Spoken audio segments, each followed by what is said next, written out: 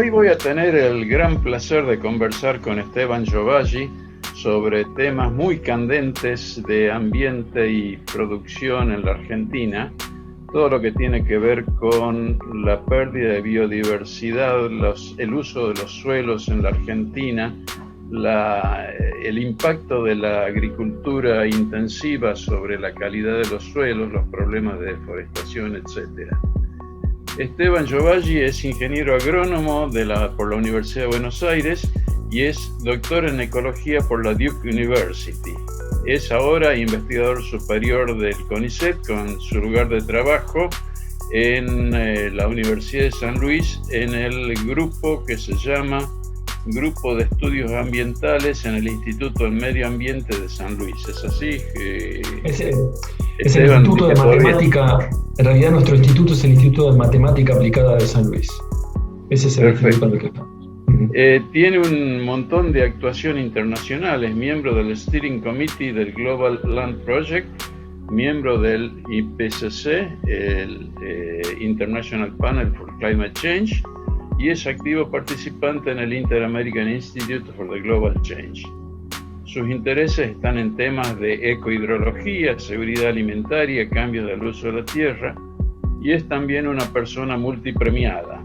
Ha sido premiado por la Academia Nacional de Ciencias Exactas, Físicas y Naturales en 2008, recibió el premio Husay 2009 en estos dos casos cuando era todavía investigador joven, una beca Guggenheim en 2011, diploma CONEX en 2013, premio TUAS Ecología en 2019 y el premio del American Geophysical Union en 2019.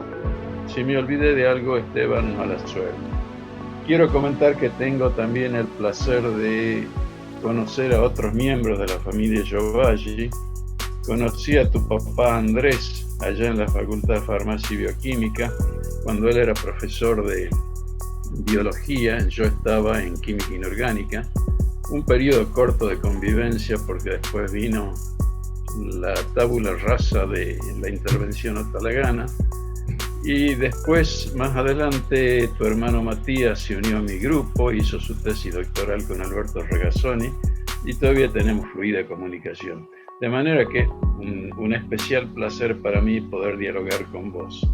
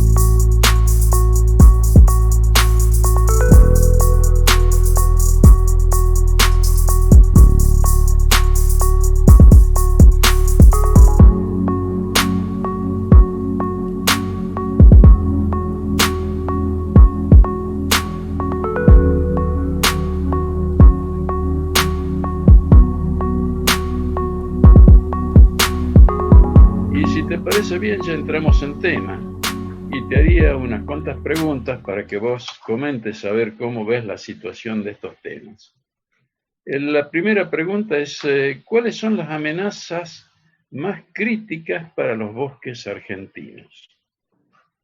Bueno, primero que nada, gracias Miguel. Para mí también es una alegría enorme por toda esta conexión de una generación para atrás por lo menos. Y bueno, los bosques. Desde chiquito me fascinaron siempre los bosques y bueno, desde que me fascinaron en el presente quedan muchos menos. Y en Argentina particularmente. Hay 4 grandes cosas que le pasan a los bosques en el mundo. Se pierden porque avanza la agricultura de subsistencia, la agricultura de gente desesperada por comer de la tierra directamente, por cultivar lo que come todos los días.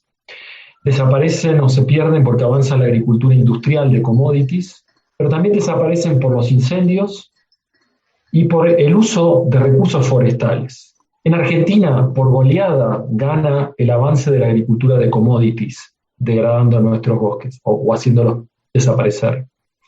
Desaparecen porque tenemos particularmente uno de nuestros bosques más importantes, tal vez visto por muchas décadas como un patio trasero de la Argentina, en nuestra historia, que es el Gran Chaco, como uno de los últimos reservorios de tierras extremadamente valiosas, productivas, fértiles del mundo, que todavía puede ser cultivado.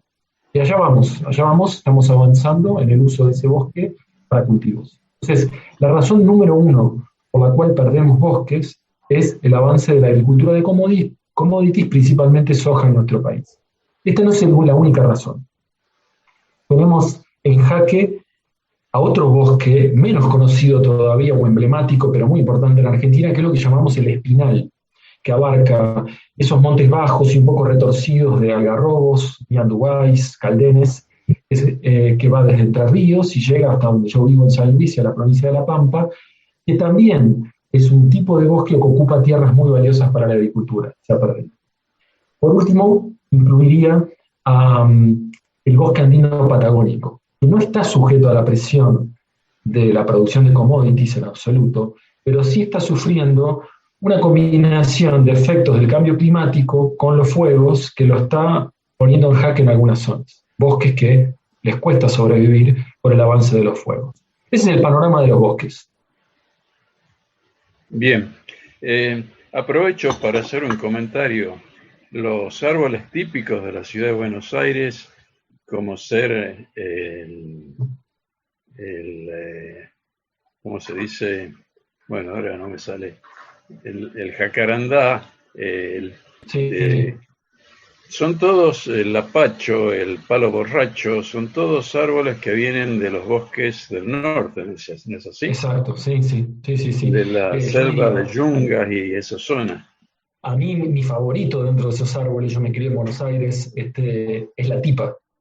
La tipa es un árbol que es común en el pie de las Yungas, donde el Chaco, esa gran llanura, se topa con los primeros cordones de montañas en el noroeste de Argentina. Ahí encontramos a la tipa, un árbol colosal que quien ha jugado a la paleta en la playa con esas paletas de madera, posiblemente no lo sabe, esas paletas suelen estar hechas de madera de tipa porque es extremadamente resistente a la flexión. Sí, aquí tenemos la avenida Melián, por ejemplo, con sus majestuosas tipas. Es algo realmente bello. Otro árbol que ha sufrido muchísimo ha sido el quebracho, que Santiago era zona de quebrachales y ahora está muy mal. Me parece que la historia del quebracho, si miramos este proceso de degradación de nuestros bosques desde los ojos del quebracho colorado, es interesante mirar lo que está pasando. Los quebrachos que perdíamos tiempo atrás era por lo que se llama tala selectiva. Se metía la gente en el monte a buscar un recurso que valía por los taninos y valía también por la madera que usábamos, por ejemplo, para durmientes. Hoy la razón por la que perdemos bosques es distinto. Entramos porque queremos esa tierra para producir cultivos. ¿Y sabés qué hacemos con la madera en la mayoría de los casos? La quemamos en el lugar porque estamos apurados. Más o menos el 90% de la madera o digamos del monte que tiramos abajo, hoy se quema. No hay tiempo para darle valor. Es de alguna manera un reflejo de la forma en la que estamos avanzando sobre los bosques, apurados para un commodity que le da calle al productor y le da calle al país, porque la soja es una fuente de divisas y de recaudación importante para el Estado Nacional. Ahora, a nivel internacional se habla muchísimo siempre de la foresta tropical, de los bosques nativos, como el gran problema que está causando la deforestación de esas tierras. Pero hay muchos otros ecosistemas en la Argentina que son también muy críticos. ¿Cuál es la situación, por ejemplo, de los pastizales, los arbustales, los humedales? Sí, a mí me desespera un poco cuando se concentra toda la atención o la preocupación por la pérdida de hábitats solamente en el bosque. Fíjate que en Argentina la primera ley importante de ordenamiento territorial y cuidado de hábitats naturales fue la ley de bosques. Pero Argentina tiene tal vez como ecosistema más emblemático para una gran parte del país y para nuestra historia a los pastizales. Y los pastizales, si el Chaco ocupa tierras que son de valor agrícola o atractivas para la agricultura, ni hablar los pastizales. Los pastizales suelen ocurrir en condiciones ambientales que son óptimas para la agricultura. Y además generan suelos, la vegetación de pastizal, muy, muy fértiles, que son ideales también para la agricultura. Por eso son los primeros, ese primer bioma, el pastizal, en ser especialmente acorralado por la agricultura. Y en Argentina esto es así. Tal vez para dar un ejemplo de lo que esto significa. En zonas como Carlos Casares, que hasta hace no mucho tiempo, hasta hace unas 3, 4 décadas atrás, todavía tenían mucho pastizal natural. Hoy tenemos un paisaje 100% agrícola prácticamente. Vos cerrás un pedacito de campo y dejás que ese pedacito de campo recupere su vegetación espontánea, las plantas de pastizal ya no vuelven más, no están más. Hay una extinción del pastizal. Esto no lo digo yo, lo han estudiado colegas que trabajan en ese tipo de problemática. Entonces, el pastizal es uno de los grandes perdedores dentro de los biomas argentinos y bueno, nos interesa cuidar lo poco que queda por su valor per se como diversidad, pero también por algunos de los servicios que nos dan. Uno de ellos, por ejemplo, son máquinas de capturar y retener carbono en el suelo. El otro grupo de ecosistemas clave son los humedales. Ningún ecosistema por unidad de superficie ofrece tantas contribuciones a los humanos. Depuración de aguas hervidas, alojar diversidad variada, ofrecernos agua que consumimos. Los ecosistemas acuáticos y especialmente los humedales juegan muchísimos papeles importantes en nuestra vida cotidiana. Bueno, tal vez basta como ejemplo todo lo que se despierta cuando se queman partes muy grandes del delta. Cuando ese humo llega a la ciudad más influyente del país, que es Buenos Aires, todo el mundo está atento. En estos momentos hay algo de eso. Sí, esto está pasando ahora. Esos humedales ejercen funciones que a veces no dimensionamos, pero el agua de millones de personas que consumimos, de millones de argentinos, está sujeta bajo un control de regulación hidrológica, pero también química y bioquímica, biológica, de humedales que están en el delta. Todavía no entendemos del todo cuánto es el valor de esos humedales, pero definitivamente perderlos, reemplazarlos por soja, someterlos a incendios reiterados no nos va a ayudar.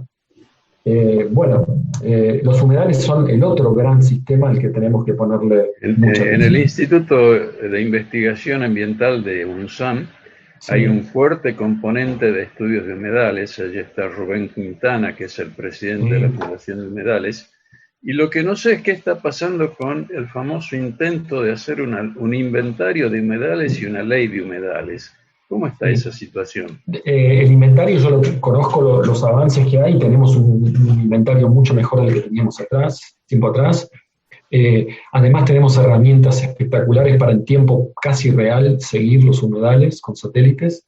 Respecto a la ley, la verdad que no estoy muy enterado de los últimos avances, pero los humedales están en la agenda cada vez más fuertemente. Y quisiera agregar una cosa. Así como nos interesa proteger a la diversidad histórica y emblemática y 100% natural, también hay humedales que aparecen y no existían antes. Una parte del paisaje agrícola pampeano empieza a tener más humedales que antes por un fenómeno que tiene que ver con el balance de agua de las tierras agrícolas. Y aparecen charcos y pequeños humedales donde antes no existían. Esos, si bien representan una complicación para los productores y una complicación para la logística, las rutas, los pueblos, también abren una oportunidad de conservación. En tierras donde ya casi no queda un espacio sin cultivar, la aparición de estos humedales también puede verse como una oportunidad de recuperar algo de fauna silvestre y de tener espacios de naturaleza. Entonces, en un mundo que cambia tan rápido, en este antropoceno que algunos llamamos, estar abierto a oportunidades de cuidado y conservación de ecosistemas nuevos, pero que nos ofrecen servicios que hemos perdido, es también interesante. Y los humedales también aparecen ahí. Bien. Querría hablar un poquito de los temas de agricultura intensiva, agricultura industrial, la de que produce commodities.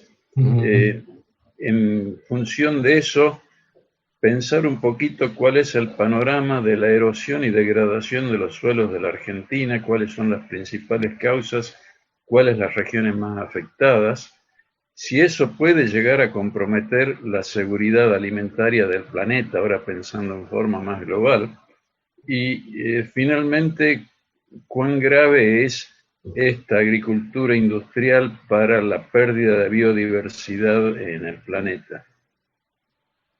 Bien, bueno, es un tema muy, muy discutido y la ciencia no está exenta de opiniones, visiones distintas y de un debate permanente.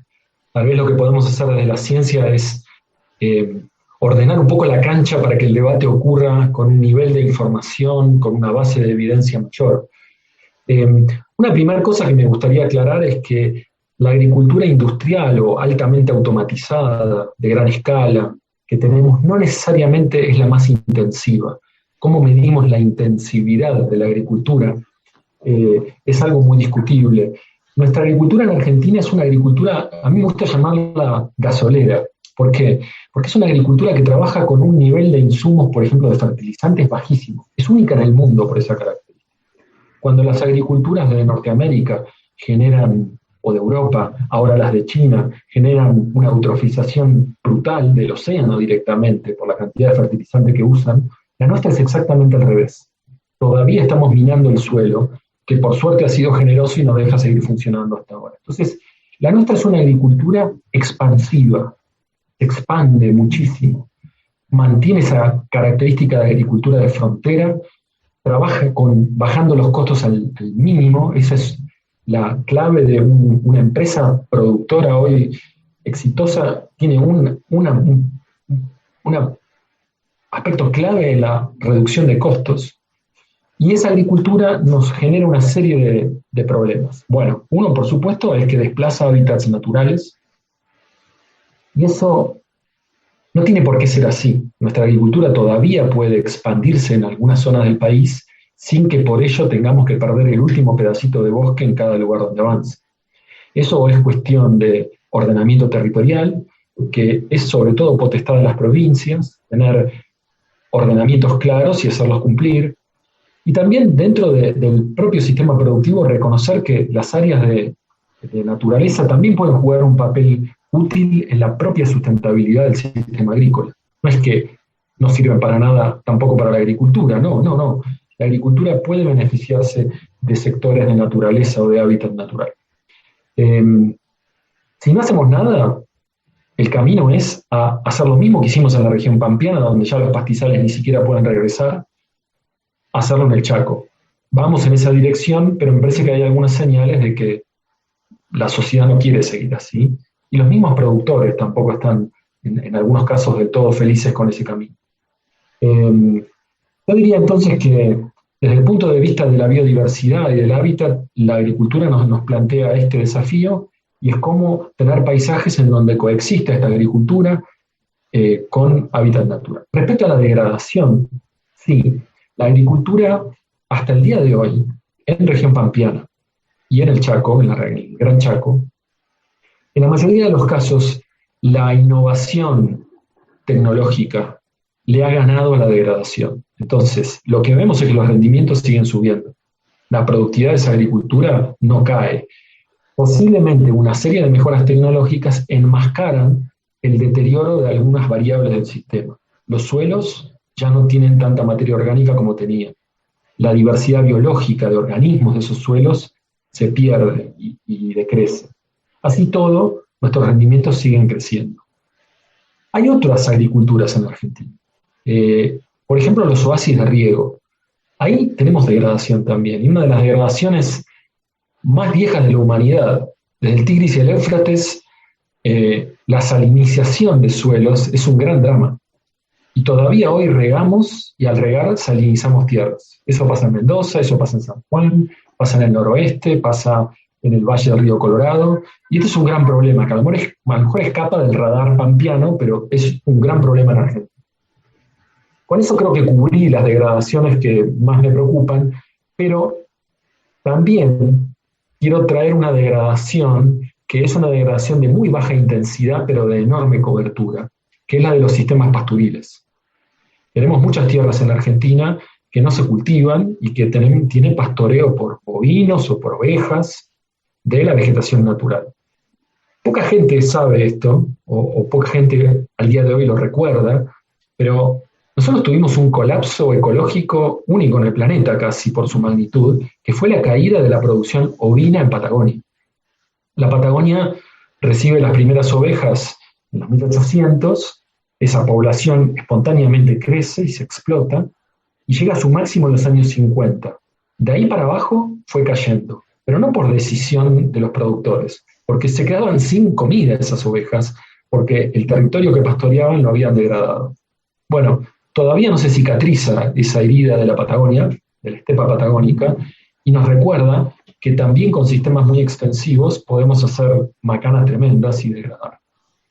Argentina hoy se tiene que plantear este mismo desafío y aprovechar esta experiencia patagónica en las tierras de pastoreo semiáridas del centro y norte del país, donde tenemos también una producción importante de terneros, que son la carne que después comemos acá. Acá en la zona de Buenos Aires existe la creencia que la Argentina es un país que tiene tierras muy fértiles y mucha agua. Y sin embargo, una fracción bastante grande del país es semiárida o árida. Yo me imagino que el manejo de los suelos debe ser muy distinto en cada una de estas regiones, que hay necesidades realmente diferentes en cómo proteger suelos que son más sensibles a los cambios que los suelos más estables. ¿Cómo es la situación? Mirá, sí, es muy interesante esto. Es cierto, y hay una tradición de los agricultores de las partes más secas de la región pampeana de manejarse con más cuidado en el suelo históricamente. Pero bueno, se fue aprendiendo por prueba y error, y tenemos médanos, que vos los ves hoy acá en La Pampa y en San Luis, y vos decís, este médano existió siempre, y, y no, son médanos que son voladuras de suelo de los años 30. Los primeros agricultores gringos que arribaban a esas tierras arrancaron con agricultura, que era lo que sabían hacer, replicando lo que les venía funcionando bien en Santa Fe o en el este de Córdoba, y empezaban a experimentar problemas serios, especialmente cuando venían sequías. Entonces, sí, la agricultura de zonas secas, la agricultura de secano, que llamamos, sin regar, en las zonas secas respecto a las húmedas, presenta desafíos distintos. ¿Cuán bien reconocemos eso los agricultores en Argentina? Y más o menos, yo diría. Nos mandamos varias macanas en el pasado y al día de hoy un gran aliado que hay para proteger el suelo que han encontrado los agricultores es lo que se llama siembra directa. Vos cultivás sin remover el suelo. Como todas las tecnologías, tiene dos caras. Una cara es la de la protección del suelo, pero la otra es que te da coraje para mandarte a cultivar tierras bastante secas sin regar. Te agarran dos sequías seguidas o cultivos que fallaron por una razón u otra y te quedás sin residuos de cultivo y no tiene manto protector ese suelo y se vuela todo.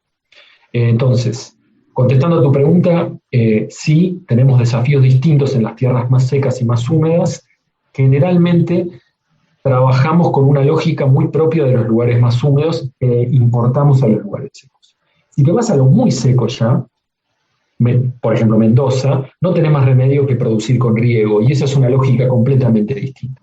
Y la gente que trabaja con el riego aborda el problema de otra manera, y los suelos prácticamente son suelos casi sin materia orgánica, muy pobres, con los que se arranca y uno va construyendo de alguna manera un suelo a medida que riega.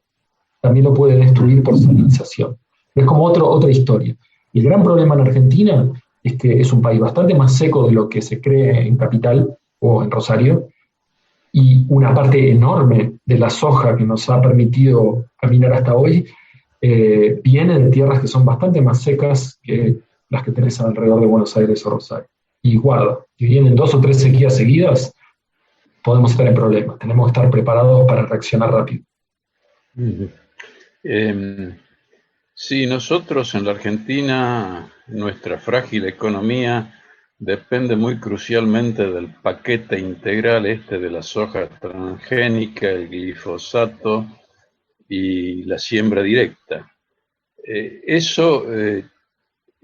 Tengo entendido que hay problemas importantes como el hecho de que cada vez se debe usar más glifosato ¿Cómo es la situación y cómo es el panorama? ¿Es pan para hoy y hambre para mañana? Y mira, diría que sí y no. Sí, ¿por qué? Porque, bueno, primero que nada quisiera aclarar que somos campeones mundiales en el uso de glifosato. Nadie usa tanto glifosato por hectárea ni por tonelada de grano producido como nosotros. Nadie. Con lo cual, a mí una de las cosas que me angustia un poco de esta situación es que si el glifosato, que creemos que no es tan tóxico como otros agroquímicos, genera algún problema no pensado, el primer lugar donde lo vamos a ver es acá. Segundo, este sistema tuvo lo que ninguna palabra de nuestro slang argentino lo define mejor como changüí. Tuvimos un changüí que fue arrancar con este herbicida, no tener todavía resistencias en las plantas silvestres y poder funcionar con bastante eficiencia por un tiempo. Pero las malezas resistentes aparecieron y están apareciendo cada vez más y son una pesadilla y te obligan a, en algunos casos, hasta abandonar la agricultura clásica, en otros a usar herbicidas mucho más costosos. Por suerte, acá viene la otra cara de la moneda, la agronomía argentina es bastante eficiente y es creativa. Y se están empezando a aplicar en algunos focos recursos alternativos. Por ejemplo, lo que se llaman cultivos de cobertura. Básicamente, vos cultivás tu cultivo principal, pero también cultivás algo que sería el espacio de la maleza con una planta que no vas a cosechar, pero que la vas a usar para que te cuide el suelo, para que te dé algún beneficio en el ambiente de ese cultivo. Este tipo de aproximación está ganando mucha velocidad en la región pampeana, incluso en la región chaqueña. Entonces hay respuestas. Nuestra agronomía tiene posibilidad de respuesta muy veloz. Tal vez lo que habría que preguntarse es cómo fue que llegamos a ese sistema que dejaba una ventana del año vacía a fuerza de glifosato por tanto tiempo. ¿Por qué no aprovechábamos esa ventana que es agua, que es luz, que es nutrientes? Y tuvimos un sistema que yo llamo mezquino, donde apuntábamos a un solo cultivo al año y para lograr eso, que era muy seguro, muy estable, teníamos que usar todavía una cantidad de glifosato, ¿no? Bueno, eso se está revisando. Yo tengo mucha esperanza de que tengamos sistemas más sustentables en esta década que viene. Pero bueno, la sociedad también nos está reclamando al sistema productivo, que es esto de usar tantos agroquímicos, especialmente glifosato, y hay que dar respuestas ya. La agricultura, por supuesto, depende críticamente del agua. Sin agua no hay agricultura. Y el cambio climático va a producir grandes trastornos en el ciclo hidrológico, en la distribución del agua, en las intensidades de los periodos de inundación y de sequía, etcétera. ¿Y cómo va a impactar eso en toda nuestra agricultura y por lo tanto en nuestra economía, tanto la regional, como puede ser Mendoza con sus cultivos de vides, como en la industrial de la soja o de, qué sé yo, cualquier otra cosa? Mira, si vamos a Mendoza, definitivamente la señal de cambio climático más preocupante que tenemos en Argentina, digamos, tengo que marcar focos en el país, uno de ellos son los oasis de riego, especialmente Mendoza-San Juan. Y Mendoza, me refiero a Mendoza-Tunuyán, no tanto los que siguen hacia el sur, San Rafael, por ejemplo, donde hay más agua. La mala noticia, sí, es que tenemos menos agua y el cambio climático implica dos cosas: que perdemos esa gran represa, entre comillas, que son los glaciares, pero también que tenemos menos entrada de humedad a la cordillera alta, que es la que es responsable de casi todo el agua que reciben esos ríos. Por el cambio climático, que trae mucho más problemas todavía del lado chileno, donde la caída de la precipitación es brutal. Por otro lado, algo que tiene dos caras también, es que son sistemas de riego muy ineficientes. Para darle 1 litro de agua a la vid, estoy mandando 3 litros por la sequía, los otros 2 los pierdo. Entonces, son sistemas que se pueden adaptar mucho manejando mejor la eficiencia del riego. Eso para los oasis de riego. Ahora, si nos vamos a la región pampeana, me parece que, por lo que pronostican los modelos de circulación global de la atmósfera y algunos regionales para esa zona, tenemos que estar preparados para tormentas más intensas. Y la región pampeana y la agricultura pampeana se volvió muy hábil para lidiar con la sequía. Puede asegurarse una cosecha con menos agua del promedio y tiene un montón de estrategias para eso, incluido esto que mencionaba de la siembra directa. Pero lo que no está resolviendo bien es el exceso de agua, que la misma agricultura ayuda a acrecentar. Y en ese sentido todavía nos falta un recorrido y nos tenemos que preparar para paisajes que se inunden más y agriculturas que cuando hay excesos de agua los aprovechen de alguna manera. Ahí tenemos una asignatura pendiente y es a mi modo de ver lo que más nos tiene que preocupar en relación al cambio climático. Las sequías las vamos a pilotear, aprendimos a hacerlo como agricultores, pero los excesos de agua deberían ser en algunos casos hasta oportunidades, no los estamos usando bien. Te hago una última pregunta sobre un tema que tal vez no sea el tuyo y no me puedas decir nada, pero me genera mucha curiosidad. Al hablarse de la biodiversidad se habla mucho de la deforestación, de la pérdida de bosques y demás, pero no se habla tanto de la defaunación. Uh-huh. Y me parece que ese problema también es muy grave. ¿Qué está pasando con la fauna silvestre en la Argentina? Yo en algún lugar escuchaba que en México ha habido una gran desaparición de animales de porte importante y una proliferación de animales pequeños como roedores y esas cosas. O sea, una alteración total de las poblaciones de distintos tipos de animales. ¿Tenés algo para comentar sobre eso? Mira, no, los agrónomos somos muy famosos por hablar de todo lo que estudiamos y de lo que no estudiamos también. Yo siempre algo voy a decir, pero no es mi tema. Yo no trabajo en fauna, pero sí me interesa lo que otros colegas de las áreas relacionadas a fauna comentan y algunas de las cosas que vemos. Definitivamente, donde los fragmentos de bosque chaqueño, por ejemplo, que quedan, son cada vez más pequeños y se desconectan entre sí, se encuentra que hay pérdida de las especies que requieren más hábitat, más espacio en su funcionamiento. A veces hay discusiones muy largas porque hay como delays desde que un hábitat deja de ser viable para una especie hasta que la especie desaparece. Entonces, ¿en qué medida uno todavía la ve a la especie presente en el territorio, pero ya no es viable? Eso se discute. Pero también, por la otra punta, aparecen cosas interesantes. Y voy a hablar de lo que conozco directamente, que es el venado de las pampas en San Luis. Muy poca gente sabe esto, incluido mucha gente de San Luis, pero San Luis tiene uno de los pedazos de pastizal natural de la Argentina más grandes en el sur de la provincia, una zona muy arenosa. En esos pastizales, el avance de la ganadería de pastoreo clásica llevó a la extinción casi total del pasto de mayor calidad, que era la dieta fundamental del venado de las pampas, al punto que el venado de las pampas se perdía en esta zona porque no tenía pasto de suficiente calidad para sobrevivir. Los bovinos toleran calidades peores, gracias a su rumen supergigante, que las que toleran o pueden alimentarse los venados. Los venados estaban desapareciendo. La irrupción de la agricultura en estos pastizales hace muy poco trajo una paradoja, y es que achicó la superficie del pastizal, pero introdujo verdeos, por ejemplo, avena. Hoy los venados de las pampas están viendo aumentar su población, alimentándose en parte de esos verdeos que hay en los campos. Entonces, la defaunación definitivamente es un problema que tiene que estar muy central en el radar. Porque la fauna nos interesa per se, por su valor para la humanidad y el universo. B, porque cumple funciones valiosas y contribuciones directas hacia nosotros que conocemos y otras que no.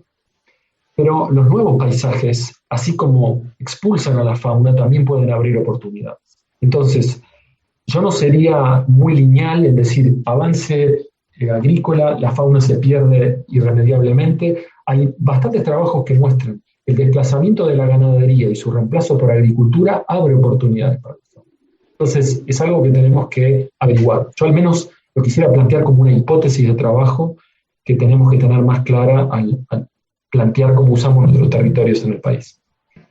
Esteban, te hago una última pregunta que no sé también si es de tu incumbencia, pero que también me resultó fascinante escuchar a Sandra Díaz algunos de sus comentarios sobre los cambios que están ocurriendo en el tipo de vegetación que tenemos en el planeta, de qué manera la actividad humana está desplazando todas las especies que son de crecimiento lento por otras que tienen requerimientos mucho más altos de fósforo y nitrógeno, y estamos reduciendo entonces la biodiversidad a un grupo muy especial de especies vegetales, y eso trae lógicamente problemas en todos los servicios ecosistémicos que después se pueden recibir. ¿Vos podés comentar algo sobre eso como cierre de esta charla? Sí, me parece que desde aquellas actividades más intensas y más transformadoras del territorio, como puede ser una agricultura muy intensiva que hace prácticamente un borrón y cuenta nueva, hasta aquellas que son de una influencia casi imperceptible sobre los ecosistemas, incluso algunas que no son actividades, que son spillovers, efectos que se propagan más allá de las tierras en las que actuamos, intervenimos y transformamos los sistemas, de lo muy intenso a lo muy sutil. Y van en esa línea que plantea Sandra de, en general, acelerar la velocidad de la mayoría de los circuitos. Y las especies que son lentas o se benefician con circulaciones lentas, con sistemas de muy baja disponibilidad de nutrientes, son las que se perjudican más. Por ejemplo, eutrofizamos, agregamos nutrientes que antes no ingresaban a lugares que pueden estar muy, muy lejos de donde residimos o donde operamos con nuestras actividades. Eso es un problema. Con los fuegos aceleramos ciclos que antes eran mucho más lentos. En algunos ecosistemas estamos acelerando la recurrencia de los incendios muchísimo, o achicándola. Entonces sí, es tal vez para cerrar respecto a esa pregunta, actuamos obvia y brutalmente en los lugares donde nuestras actividades más intensas tienen lugar, pero también estamos actuando sin saberlo muchas veces mucho más lejos, por nutrientes que viajan con el aire o con el agua, por cambios en las condiciones climáticas que llevan a que la mayoría de las cosas se aceleren. Ese mundo más acelerado lo sentimos nosotros en nuestra vida, pero también lo sienten los ecosistemas. Y algunos ganan y otros pierden. Entonces ahí tenemos una de las amenazas más grandes, creo yo, o por lo menos de las cuestiones que tenemos que revisar y replantear. En un antropoceno en donde inevitablemente la responsabilidad de cómo sigue siendo esta película es nuestra y no de otros organismos. Muy bien. Esteban, ha sido un placer realmente conversar contigo. Creo que todas estas opiniones vertidas con el basamento de una sólida ciencia detrás son de interés para la comunidad toda, y te agradezco entonces en nombre de la Fundación Funintec, en el mío propio, y creo que todos los organismos que están de alguna forma u otra involucrados en el intento de compatibilizar la protección ambiental con el desarrollo sustentable deben operar de consumo y tratando de difundir mucho todos estos temas que son de interés general. Gracias de nuevo y un abrazo. Gracias, Miguel. Un abrazo grande.